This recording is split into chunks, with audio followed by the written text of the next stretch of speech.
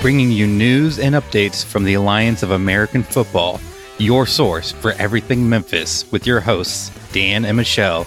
This is Memphis AAF.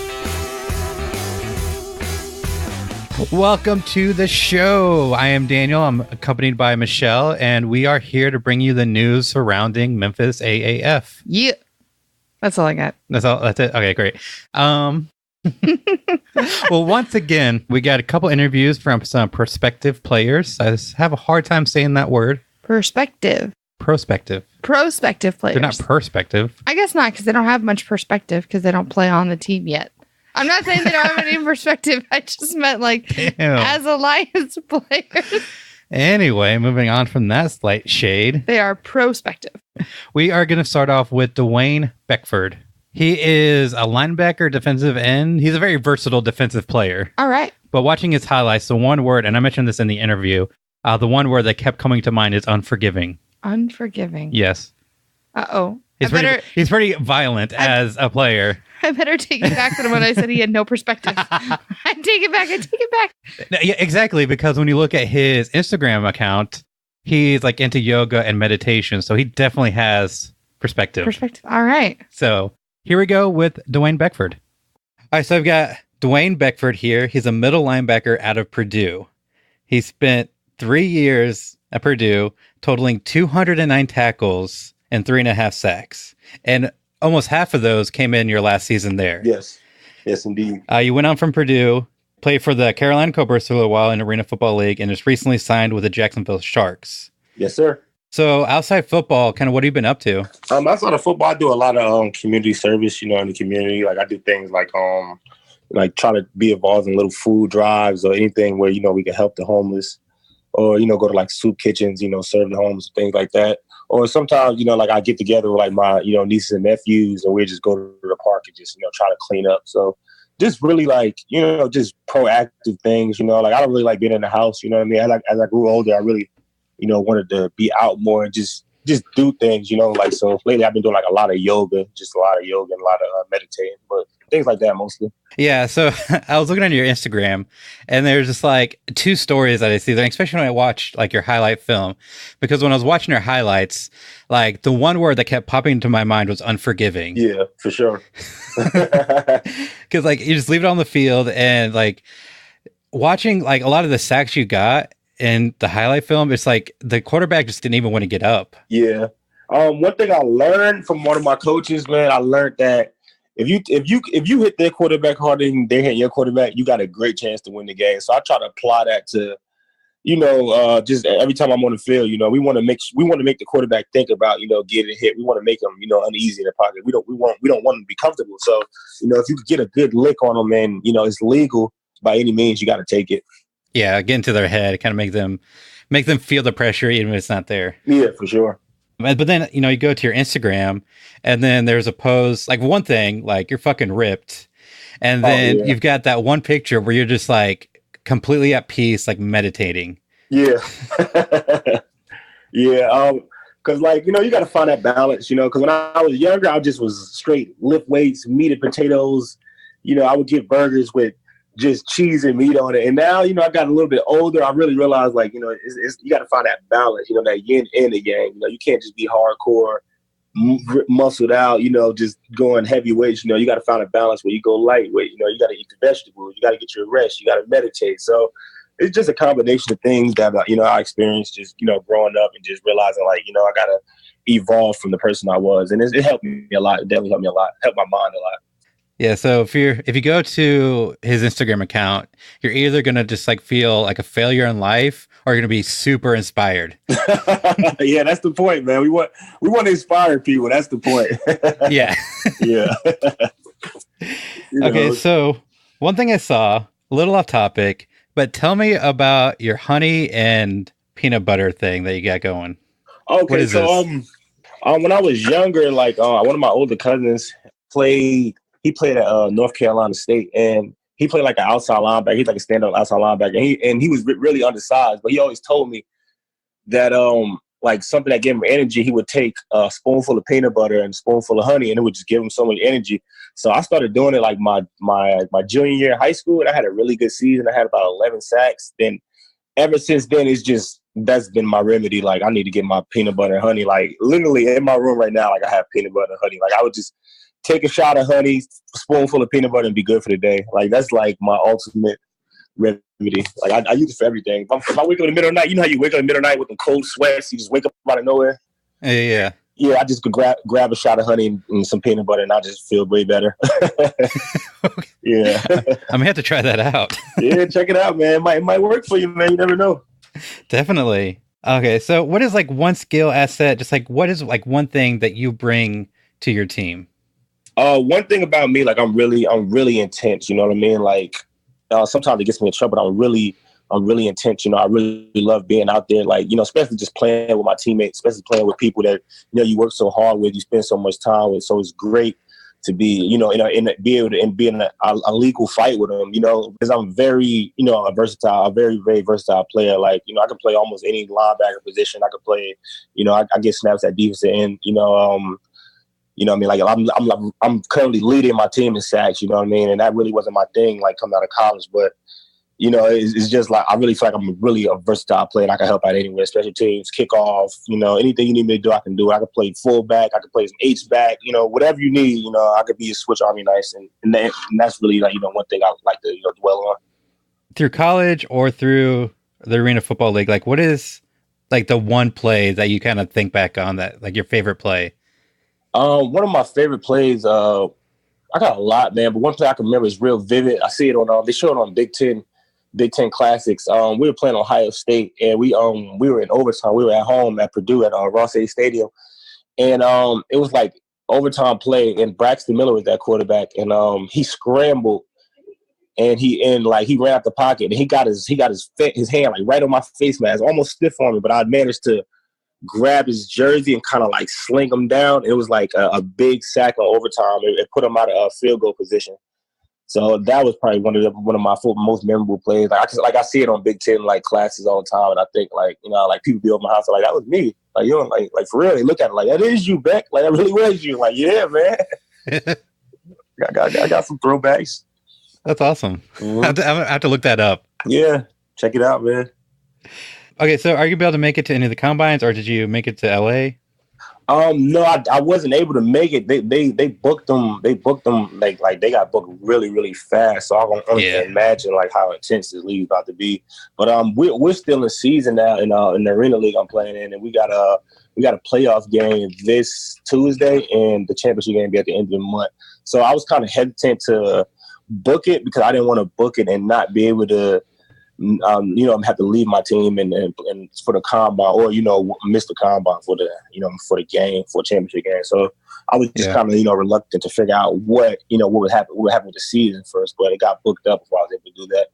And I guess, you know, you've got, you know, a little bit of an advantage over some of the other guys that you actually are playing. So, you know, scouts and these teams can actually see what you got going on. Yeah, for sure. Yeah. I think that's a big thing. You know, like a lot of scouts, they always ask you, like, yo, what have you been doing lately? You know, and I think it's a good thing where you can say, well, I haven't been selling car insurance. You know, I mean, I have been, you know, landscaping. Like, no, I was actually playing football. You know, and I have some really up to date film and some good film to bring to the table. So I think that's huge, actually. Yeah, exactly. All right, so got 30 seconds to make your pitch. Why should the Memphis Alliance sign you?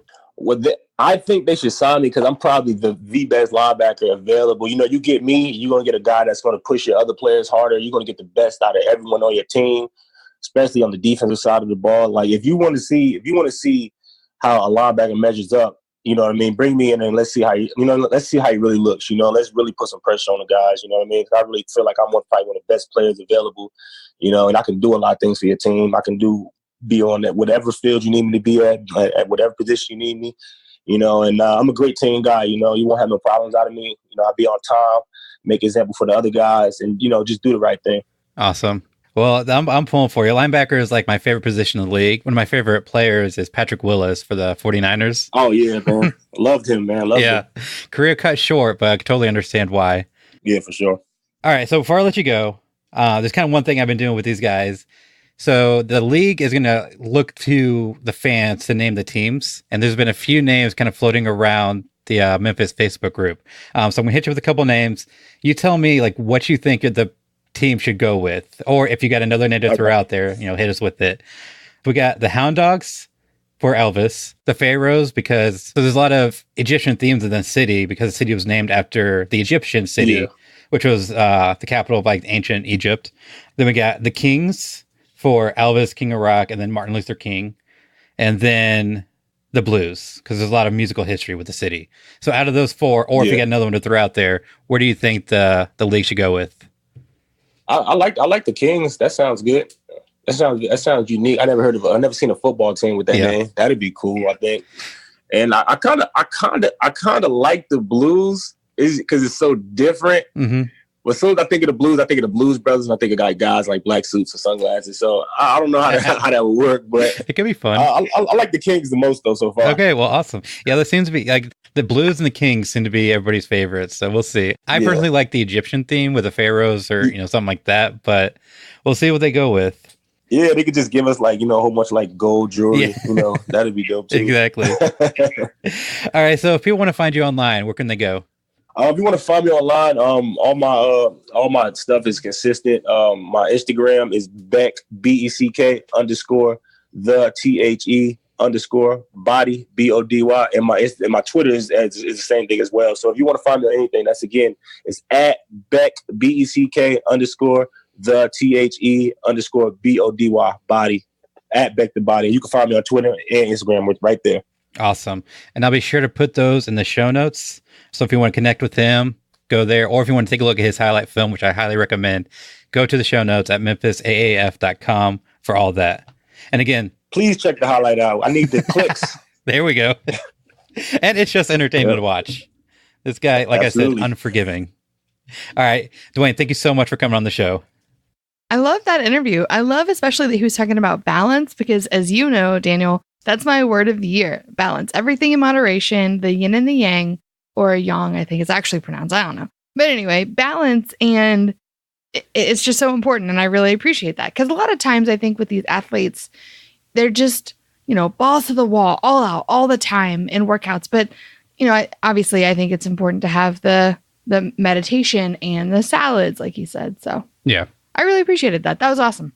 Yeah. And there's been a shift lately to more like mindset training in athletics, which I think is really good because balance, you have to train your mind as well as your body. Yeah, for sure. You got to be able to know how to use the instrument you're creating. Because football is mental as well. Yeah, for sure. Now, moving on to the news. All right, what you got? So the league announced that they're going to be having a league-wide training camp in San Antonio. All right, that's cool. Yeah, starting January 4th. What does that look like? What does that mean? Training camp? It's just like the off-season practice. Oh, okay. But all the teams will be in the same city. Oh, cool. So I don't know if it'll be joint practices and training or if everybody just kind of do their own thing, but all in the same city. I can't imagine that they would do things separately. Yeah. If they're going to be make it a point to go to the same city. Right. That'd be really cool. Yeah. The next thing on the agenda. So a little while ago, the league released that list of 100 players that have signed. Yeah. Well, they released their second version of that. They signed another 100 players. Oh, wow. Or 105. Wow. To all the 8 teams? Yeah, between all the teams. Gotcha. So there's 205. Minus a couple that actually got signed by the NFL. Oh, really? Yeah, we lost a center. We did? Yeah. Oni, I don't know what that last name is. So his first name is Oni.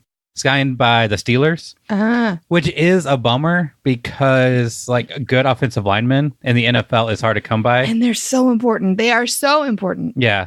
And so the fact that we lost somebody who obviously is NFL caliber, right, is kind of a bummer. Yeah. So I'm not pulling for him to get cut by the Steelers. But if he were to be cut by the Steelers, it wouldn't be that bad. Would that not change up his allocation though?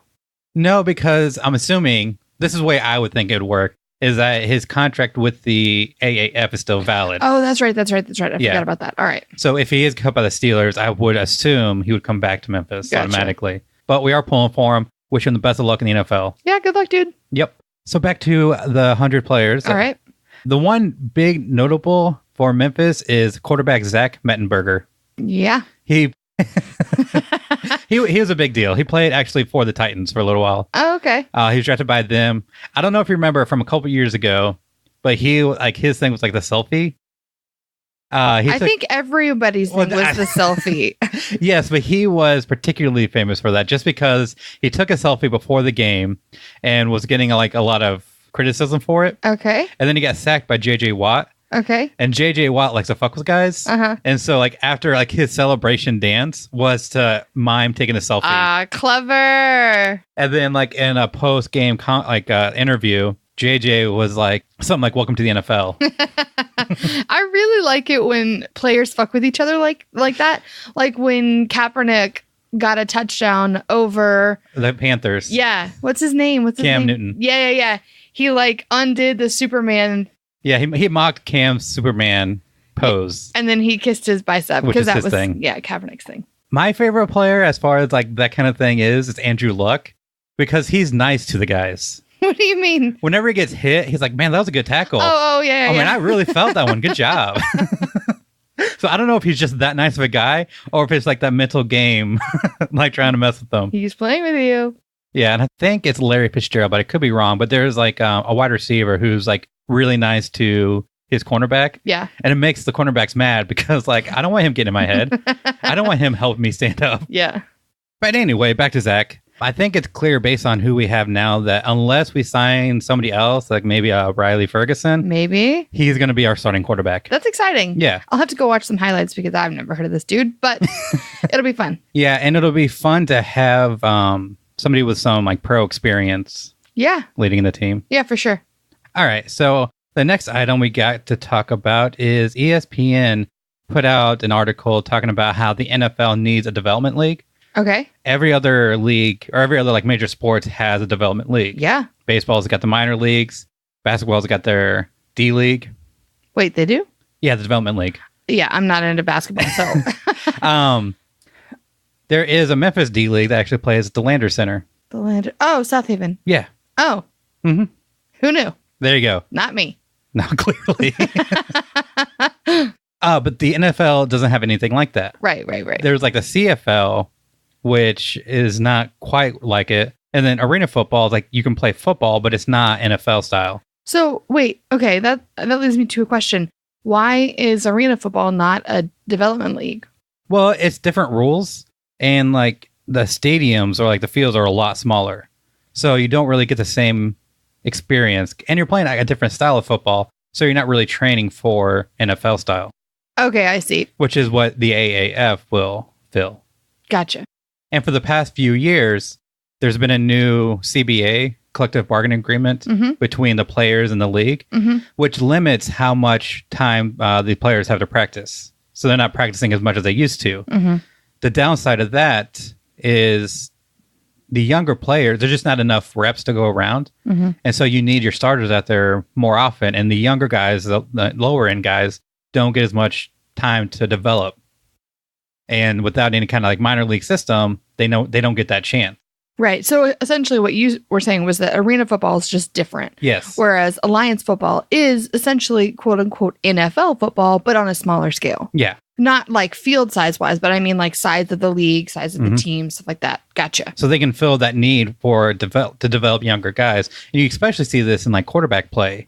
You have a handful of guys that are making outrageous money. Yeah. Because they can play at a somewhat level depending on what their level is. Right. There's not 32 quarterbacks in the league that are good enough to be starting quarterbacks. Right. But so they've got to kind of deal with starting Brian Hoyer like the Niners had to do last year. Yeah.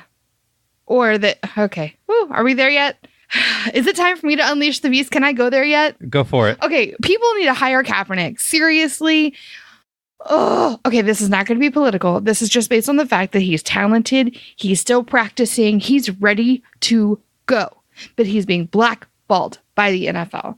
If he wants to come to Alliance, I'll be the happiest Alliance fan ever. Hire Kaepernick. You're not the only one. What do you mean? The Birmingham mayor has like invited Kaepernick. He'd like Kaepernick to play for the Birmingham team. Has Kaepernick responded? I'm like really excited. Not that I know of. I don't know. It might not be real to him, and I'm not saying that the Alliance is lesser than, but it would be hard to go from taking the Niners to the Super Bowl and the championship the next year, the NFC championship, just to go to an Alliance team. Like, it's just, You have to swallow a lot of pride. It's not quite the restitution he deserves. Yeah. But that would be very, very exciting. Mm-hmm. So moving on. Do we have to? The AAF is hiring if you're looking for a job. Okay. What's the job? Let's start there. There's a number of jobs like all over the league. Like every city has a listing. Yeah. Like in Orlando, they're looking for a director of office operations, if I can say that. Okay. They're looking for a social media coordinator in San Fran. Oh, I don't live in San Fran. I'm like, wait. And there's a lot of jobs available, so check the show notes for the link. In Memphis, they're looking for an account executive. Nope. Which is just a salesman. Does not apply to me. A senior account executive. Definitely not. Or a VP of sponsorships. No.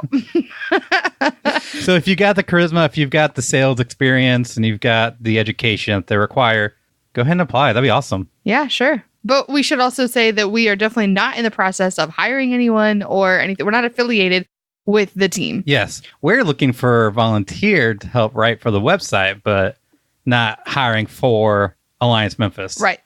All right. Shall we move on? That's all we got for the news. That was actually plenty of news. Yeah. A lot going on. Some of those are a little bit old. I just hadn't covered yet. But yeah, a lot going on. Hopefully this week keeps the communication. It seems like there's a lot more activity coming from the AAF. So hopefully they keep that up and they learn their lesson. Well, and also, as we get closer to the actual NFL season starting and players getting dropped, we might see more action with Alliance. Yeah.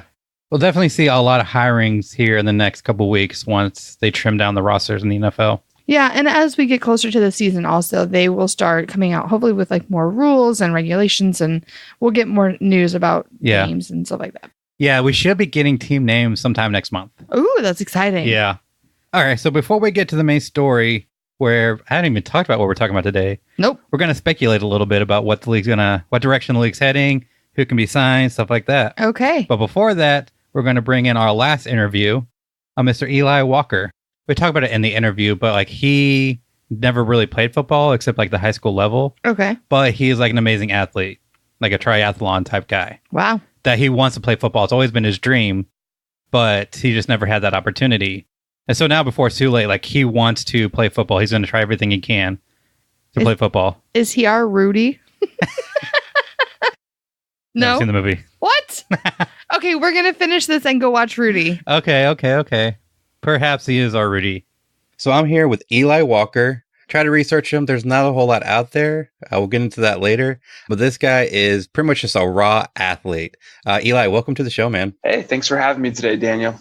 So you came out of Queens University in Charlotte, North Carolina, then finished your degree in Hampton University. But there's no football stats out there for you. Correct. I started this whole athletic avenue. I started swimming and running cross country when I was in high school in Charlotte, North Carolina at Providence and Audrey Kell High. And I went to college on a swimming scholarship because I just had options to do that. My parents never supported the football route for me because they didn't want me to, get injuries or suffer later on down the road with potential brain injuries, etc. And, I respected that. But at the same time, I always had this passion inside that I just knew that I'd be great at football and I always wanted to play. I've always found myself playing flag football on the weekends or playing touch with my friends in the street growing up. And, I had every Madden that came out. So football was just a part of my life. It just kept bothering me. And the older I got, I talked to older people and I told them how I felt. And they said, you know what, Eli, I'm 50 years old and I regret not doing the things that I said and wish I would have done when I was your age. They're like, you're 26, you're at the prime of your life. If this is what you want to do, you need to do it now. And that's when I just focused everything into football. I just sacrificed. I was supposed to go to World Champs this year as a triathlete because I placed 6th in the nation in my age group last year. And I just wasn't happy being a triathlete. I was good at it. I was very talented, but I wasn't challenged anymore. And I was just looking forward to fulfilling my dream, which is football. So, I quit that and I started training on the fields 3-4 times a week in the morning. I started lifting. I was a triathlete. I was walking around at about 185 and now I'm walking around at 215. Oh, wow. I put a lot of weight on and a lot of muscle, and it was probably the most challenging thing for me to do of these past couple of months. And, it's been a great honor to be around a lot of great people. And at the same time, I've met tons and tons of college football players who've been very supportive on my quest. And I have to definitely give him a shout out. His name's Chris Frost. He played at Auburn, graduated 2015, and he's actually going out to the combine with me in Atlanta.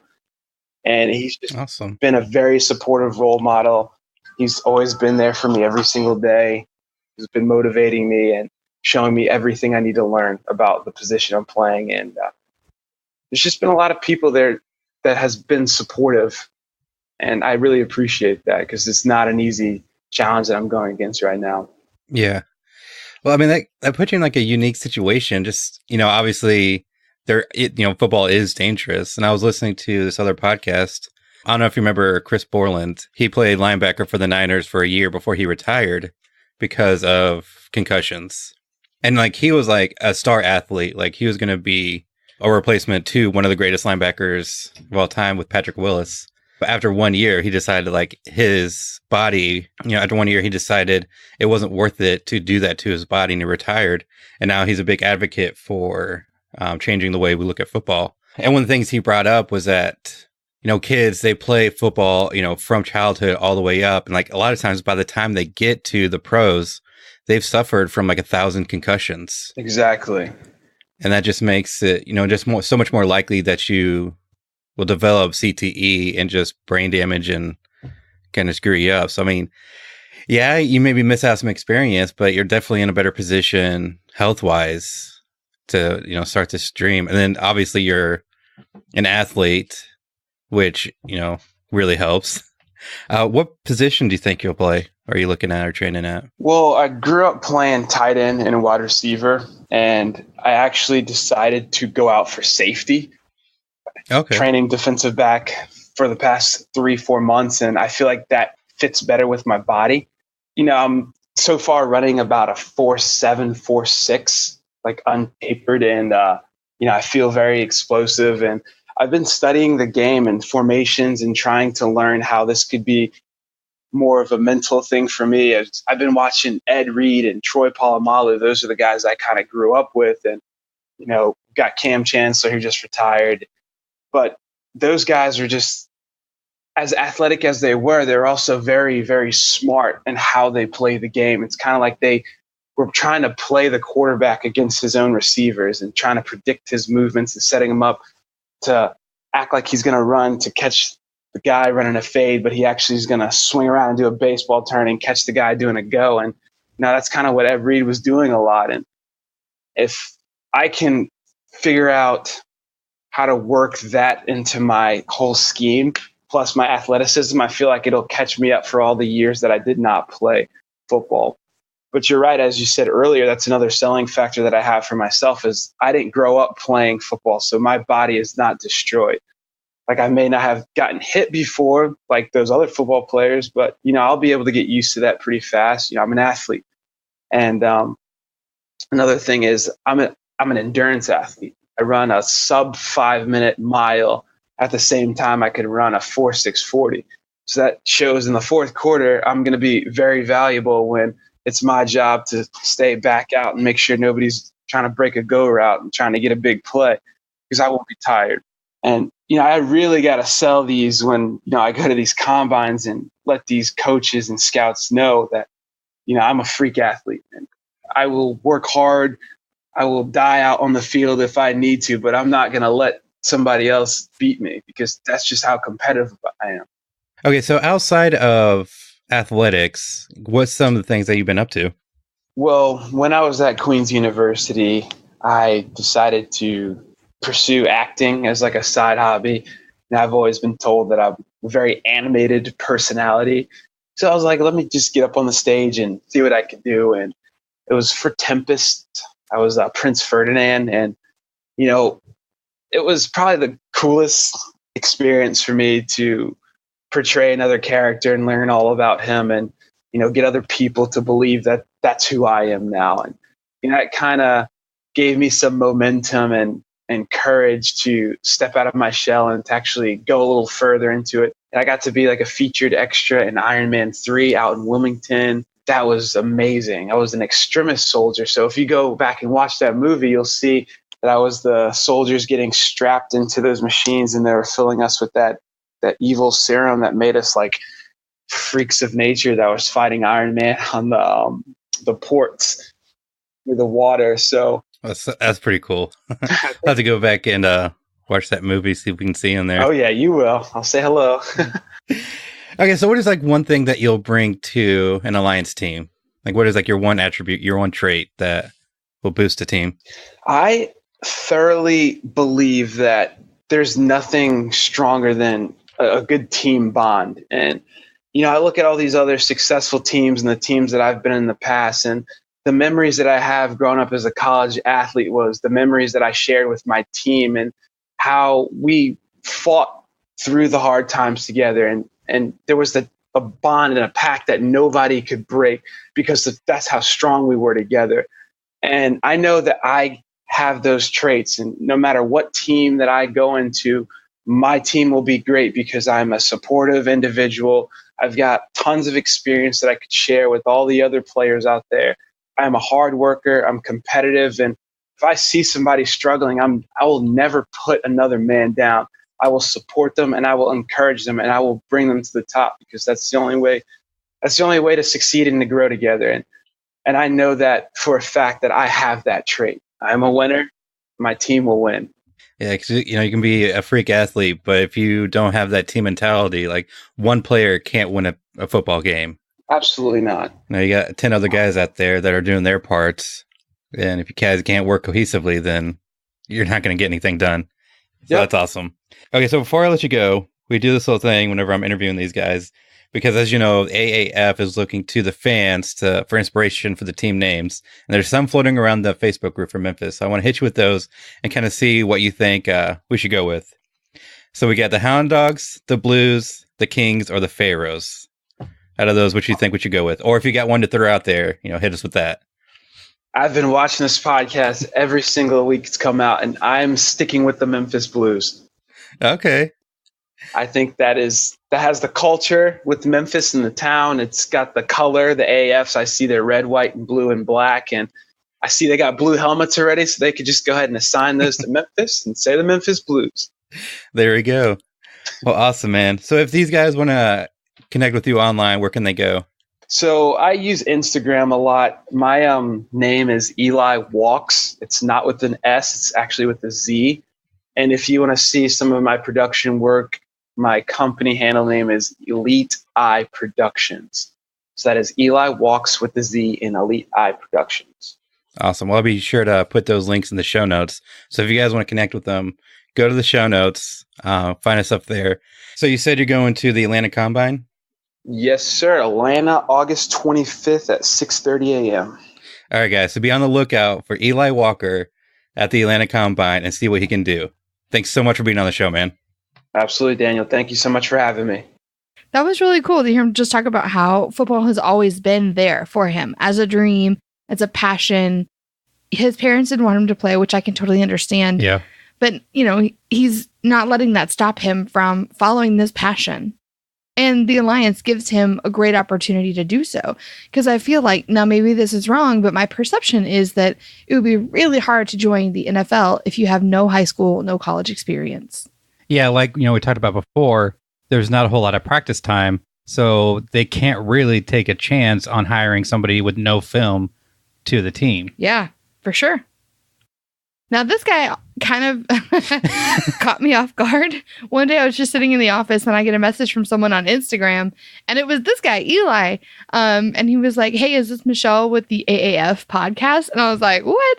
Because on Instagram, I post about my planner and my crafts, and it's totally not football related at all. Not even close. At all. So for someone to reach out to me about football and the AAF was really funny. So, and I think this kind of highlights like his drive and his passion, like the desire for him to play football. Yeah, definitely. And he is like a pure athlete. He plays sixth.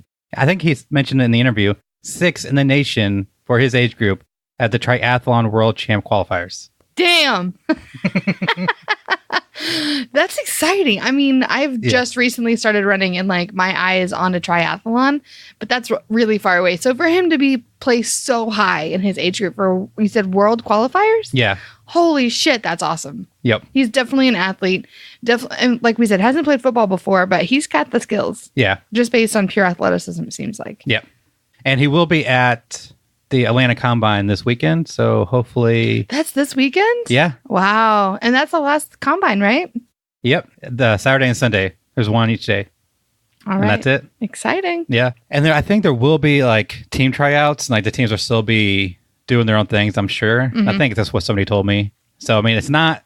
If you didn't make it to a Combine, it's not over yet. There's still a chance. Definitely. Just keep working. Keep at it.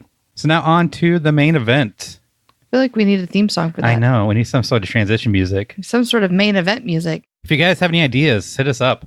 Okay, so some bold predictions. Bold predictions. Yes. Okay. Kurt Warner, I know him. coaching for the Arizona Alliance. Wait. This is a prediction? Yeah. What? How? Just because, like, he's a Super Bowl winning quarterback. Yeah. Yeah, and I think he can really relate to these guys because... So he was working at a supermarket, like stocking shelves at night, so he could stay in football shape during the day. Oh, wow. Yeah, and he was 28 whenever he actually became a backup quarterback. That's old for a back. Well, Yeah. I mean, for football. yeah. Well, older, yeah. Yeah. And then, like, a year later, I guess he was 29 or so, was whenever he won the Super Bowl. No way. Yeah. A year after stocking groceries? Yeah. That's crazy. Yeah. Damn. In case you couldn't tell, that is a soundbite from the last episode. It was my reaction to Mike Singletary's speech. So I think he could have that, Perspective? yeah. There's perspective. Word of the episode, perspective. Carson Palmer coming back and coaching. For Arizona? Sure. All right. Yeah. I think it'd be fun. Yeah. He's a talented guy that just never had talent around him, except for like, one or two players. He was a quarterback, right? Mhm. Okay, cool. Recently retired this past year. I think it was last year. And the last coaching prediction, Les Miles getting a job with the AAF. Should I know who that is? Probably not. I wouldn't expect you to, just because of your distance from football All right. recently. You don't have to. I'm trying to be nice about it. You're very condescending, but in the sweetest way possible. So Les Miles was a longtime coach at LSU. Okay. He had a very winning record. Okay. And out of nowhere, he got fired. Why? Right. Drama. Maybe there's a reason. I don't know. But he is a good coach. Okay. So I could see him either coaching as like an offensive coordinator or something in the league, or if they expand in a couple seasons, perhaps getting a head coaching gig. Do you have him, like, are you predicting him to be with a certain team or just in the... It would make sense for Memphis right now. Maybe like a coordinator. Yeah. Just because LSU is a Memphis team as far as allocation goes. Right. I was like, LSU is not a Memphis team. Gotcha. They're allocated to Memphis. But as far like now, Okay. I think he's a good coach that could be anywhere. Okay. Yep. So now we're going to move on to potential players. Let's do it. So basically, I went through and I looked at all the free agents now and just picked out names that were notable. Okay. So these are just NFL free agents, not signed to a team, and you're thinking they might... Yeah. Either they're just a big name that could bring some prestige to the league, to the Alliance, or like I feel like they still got some playing left in them. And it's kind of weird that they haven't signed with an NFL team. Gotcha. So obviously, number one on the list has to be Colin Kaepernick. Obviously. Has to be. Still in football shape.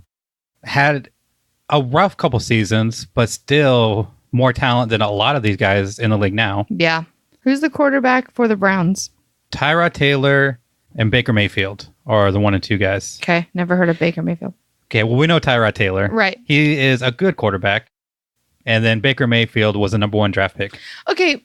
This is not an NFL podcast, so we don't have to go into this, but I'm really curious. Tyrod Taylor, I feel, how long has he been playing with the Bills?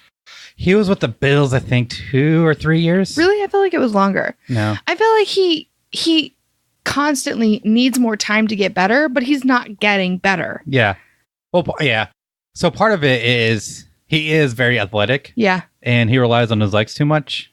But it's like he overthrows. Yeah, all the he's time. not good at the deep ball. Like he can throw the deep ball effortlessly, but it's always a couple yards beyond where it needs to be. So what's the point? What is the point? So, okay, you've got Tyrod Taylor, who still needs time to get better after playing, and you've got someone named who? Baker what?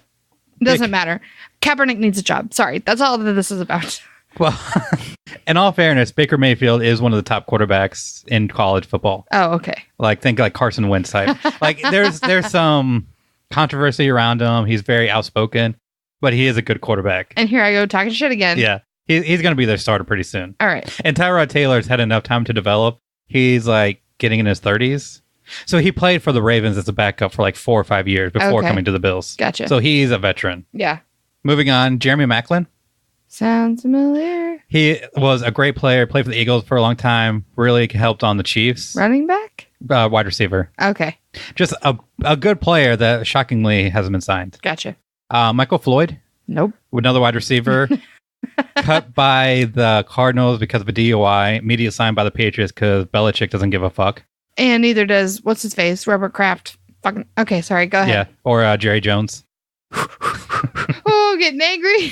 So I personally don't want him on my team just because of his criminal history. Yeah. Like a DUI is serious for me. But he's still a good player that could help otherwise. Okay. RG3. I know him. Well, Yeah. I know of him. I just have saying I know these people. I don't know anyone. Yeah. I don't know if he'll come to the Alliance because he played well. He's with the Ravens now.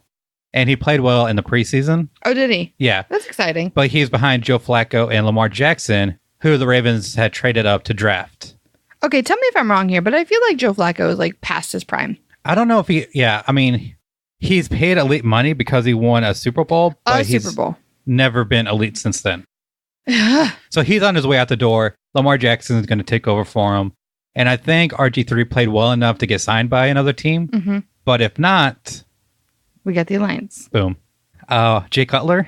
I know the name. Oh, God. I don't like, he's just not good. He's No. just not good. Yeah. I don't know how not, he just hasn't played much. It's kind of like Sam Bradford. He just doesn't play. And he's retired once and then came back because he got signed by the Dolphins. And then he retired again.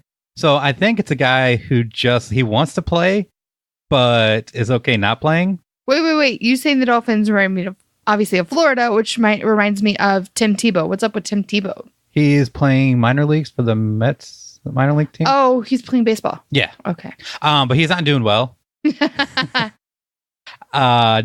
Coach Spurrier of Alliance Orlando has said that he would like Tebow to come play. Really? Yeah. Tebow said he's not interested. Fuck off. Sorry. But if you're playing as poorly as he is, at least I think he is. I don't follow Mets minor league baseball, but I haven't heard good things about it. Why not give football another shot? Right. Why are you going to turn it down? He's probably making a lot more money in the minors. Who cares? Sorry. I'm. The next one on my list is Elvis Dumerville. Mm-hmm. He is outside linebacker, defensive end. He played for the Niners last year. Sack leader for the team, which isn't saying much because past defense was awful. Yeah. And the pass rush was atrocious. But he's still a good player. He's a little bit older, so I think he can bring some veteran attitude and knowledge to the team. Yeah. And be more of like a coaching role, but he can still play. Cool. And it's shocking that he hasn't been signed yet because he still is a value, an asset. If we were to talk about someone who's still an asset, can we talk about Patrick Willis? Okay. Patrick Willis could get signed by any goddamn team he wants to at any moment. I seriously want to cry. I love Patrick Willis so much. Watching him play was amazing. He's the one that decided to leave football. It's not the other way around. It's not like he was fired or dropped or whatever. It's just like, it blows my mind because he's so amazing. I'm sure, even though it's been, 3 years since he played? Longer than that. He could still play. Yeah. Oh, yeah. He's still a beast of a man. Yeah. Well, let's talk about Navarro Bowman. All right, let's do that. He's still a free agent. After leaving the Niners and signing with the Raiders and playing well, he still isn't signed. Let's go. Oh my God, that'd be amazing. Can you imagine? We are season ticket holders and we get to watch Navarro Bowman on our field. That would be amazing. I would love it. Oh my gosh. DRC, aka Dominic Rogers Cromartie, a defensive back who is pretty good. Where did he play? I know he played for the Giants and the Packers. Yeah, I was like, I know that name. It was from the Packers. Yeah. I think he played for the Giants, but he definitely played for the Packers. Go Pack, go. Daryl Revis, a.k.a. Revis Island. I know the name. Formerly Revis Island. Okay. One of the best cornerbacks to ever play the game. Played way too long. Mm-hmm. As he got older, he kept slowing down, kept getting burnt. Yeah. But I still think he can make the move to like a safety where speed isn't as important. Mm-hmm. Or maybe, I don't know, but he could. Somebody who really did not want to quit football, Yeah. I think could still play. All right. TJ Ward is a cornerback that played with the Broncos whenever they won the Super Bowl. Oh, wow. Yeah. And he's a free agent? Mm-hmm. Wonder why. That's kind of why. Maybe there's something I don't know because I don't actually follow like him specifically. Yeah. But I don't see why not. Victor Cruz just retired a few days ago officially. He became an analyst. Okay. But I think it's more that he retired because there wasn't any interest in him. Ah. As an older receiver. Yeah. Makes sense. Still can play. All right, then. DeMarco Murray. Okay. Also recently retired to become a college analyst. All right. Pretty decent running back. Had some issues holding on to the ball, but played very well when he was with the Cowboys. Helped out a lot for the Titans. All right.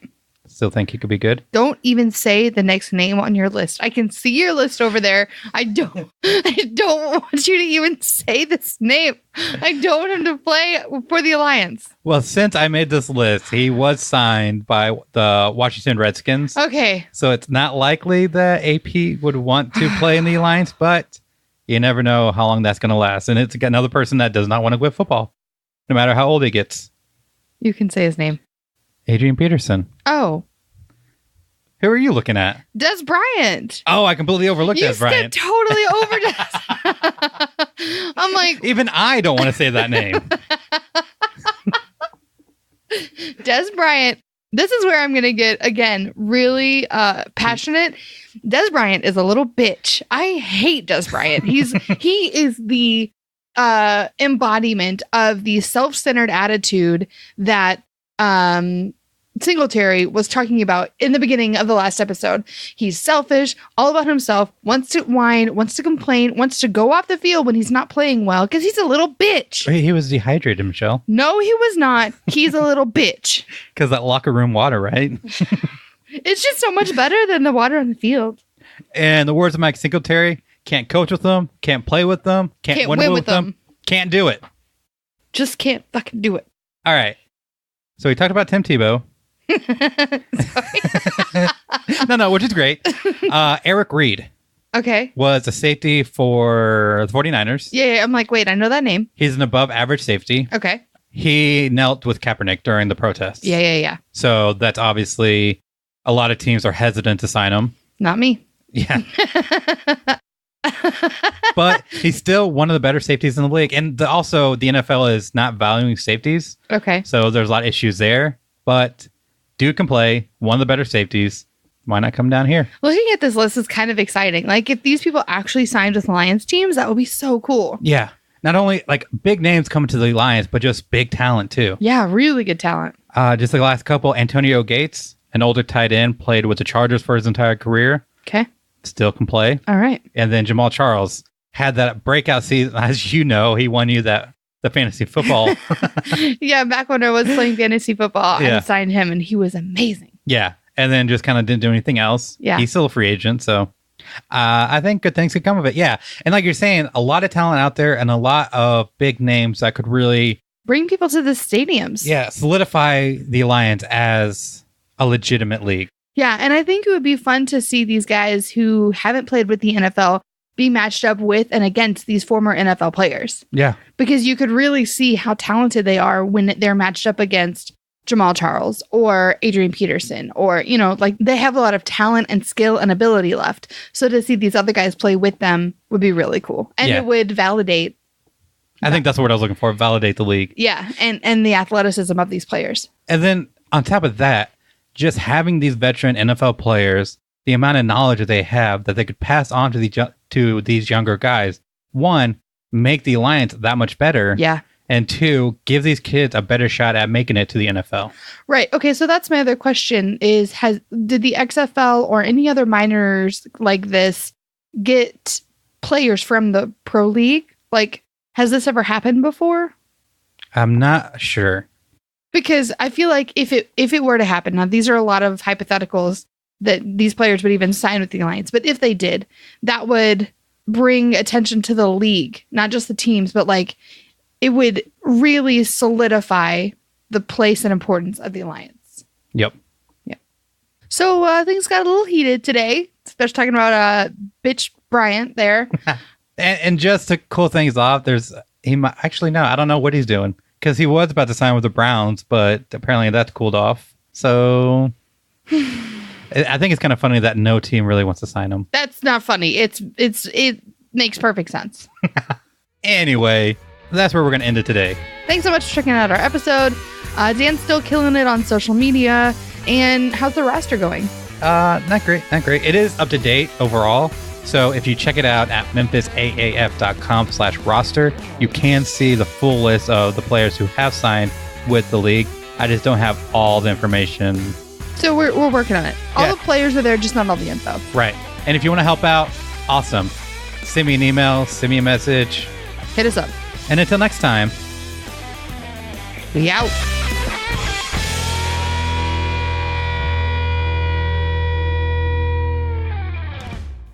Jesus fucking Christ.